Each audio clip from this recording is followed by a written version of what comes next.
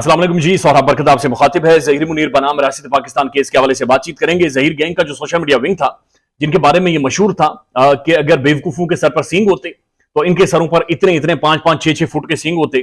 और ये 12 सींगे होते और ये जिधर भी जाते इनके सींग फंसते। मेहदी अली काज़मी ने इन्हें सींगों से दबोच लिया है, इनके सींगों से इन्हें पकड़ा है और पाकिस्तान की जो अदालतें हैं वहां पर इनके जाकर सींग फंस गए। ज़हीर का सोशल मीडिया विंग जब से यह खबर रिपोर्ट हुई है या शायद हुसैन साहब ने रिपोर्ट की है, उनके चेहरे पर ज़ाहिर मुस्कुराहट भी थी। अदब का रास्ता उन्होंने छोड़ा नहीं, अदब के तरीके से नाम पुकारे और टॉप किया है एडवोकेट जाफरी साहब ने और उसके बाद अदाकारा ने। तो उसके बाद ऐसा महसूस हो रहा है ज़हीर का जो सोशल मीडिया विंग है उन्होंने एक बंदे की कुर्बानी देनी है और कुर्बानी के लिए ऐसा महसूस हो रहा है अली जाफरी साहब का इंतखाब किया गया है। अली जाफरी साहब को अदालत में तस्दीक करवानी है, उनकी रेपुटेशन को तार तार करवाना है, उनके हवाले से बेशुमार चीजों को प्रोसीड होने देना है। लेकिन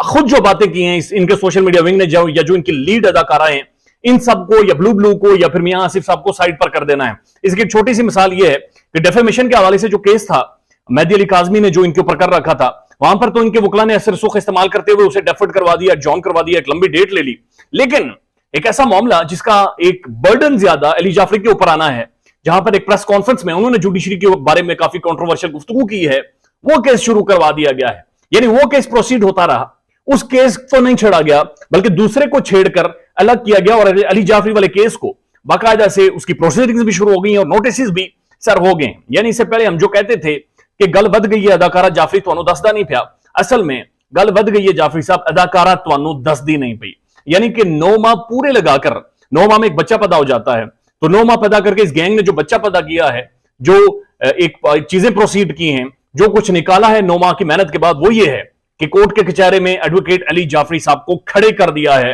और वो सवालात के जवाब देंगे, वो साफियों के सवालात के जवाब देंगे, उनके कॉन्डक्ट, उनके जुबान के ऊपर सवालात होंगे, उनकी सोच के ऊपर सवालात होंगे, उनके जुडिशियल विजडम के ऊपर सवालात होंगे, उनके बतौर लॉयर, बतौर अटॉर्नी, बतौर सॉलिसिटर, उनकी अपनी जाती तालीम के ऊपर, उनकी जाती अपनी मॉरल वैल्यूज के ऊपर बहुत सारी चीजें क्वेश्चनेबल हो जाएंगी। उनका कॉन्डक्ट कोर्ट के साथ, being custodian of constitution of Pakistan and custodian of Pakistani courts, एक एडवोकेट, लॉयर, एक बड़ी पर्सनालिटी लाहौर बार की, उनके ऊपर अब सवाल उठने शुरू हो गए। तो असल में इन्होंने मिलजुल कर जाफरी साहब की कुर्बानी दी है। मुझे अक्सर जाफरी साहब जब भी कोई बड़ी डेवलपमेंट होती है या होती थी माजी में, जहां पर फंसता हुआ महसूस होता था जनाब मेहदी अली काज़मी साहब, तो उस दौरान कभी मैसेजेस किया करते थे और मैसेज 2 लाइनों का होता था, लेकिन नीचे जो हंसने वाला इमोजी होता था जाफरी साहब का, वो 26-27 इमोजीज होते थे और कभी टेढ़ी मुंह से वो हंस रहा होता था, कभी सीधे मुंह से वो इमोजी हंस रहा होता था, वो मुझे भेजते थे। आज बड़ा अफसोस है कि मैं सैड इमोजीज भी जाफरी साहब के लिए नहीं भेज सकता।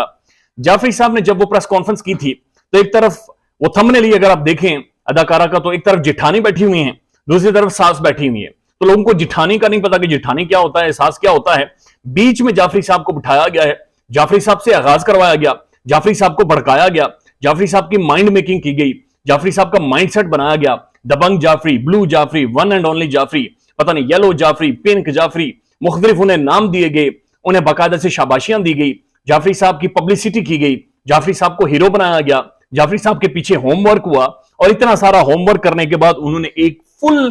पिक्चर में, बड़ी पिक्चर में मेहदी अली काज़मी जहां पर जुर्लू लेकर खड़ा है, हाथ बांधकर जाफरी साहब को वहां पर पेश कर दिया है और खुद को जिस तरह दूध में से बाल निकालते हैं उस तरह से साइड लाइन करने की कोशिश कर रही हैं। बहरहाल हम कोशिश करेंगे कि जाफरी साहब चलें, अपने कॉन्टेक्ट पर बातचीत तो करेंगे, लेकिन साथ साथ हम अदाकारा और बाकियों ने जो मिसकॉन्डक्ट किया है, बाकियों ने जो डेफेमेशन किया है, उन्हें भी हम साथ साथ ही रखें और अकेले जाफरी साहब को सजा ना होने दें, बल्कि हम यकीनी बनाएंगे कि जाफरी साहब के साथ साथ बाकी भी सजा के मुर्तकिब होंगे और सजा काटेंगे। ऐसा नहीं हो सकता कि एक अकेले जाफरी साहब की कुर्बानी दे दी। सर, इससे पहले आयशा खान कहती रही हैं कि जाफरी साहब से सोने के अंडे लेते हैं, बैठाकर सोने के अंडे देते हैं, जाफरी साहब पैसे कमाते हैं उनसे, और अब उनकी कुर्बानी नहीं मानेंगे, नहीं मानेंगे। जाफरी साहब के साथ साथ इन सब को भी अंदर भी जाना होगा और वजाहतें भी देनी होंगी और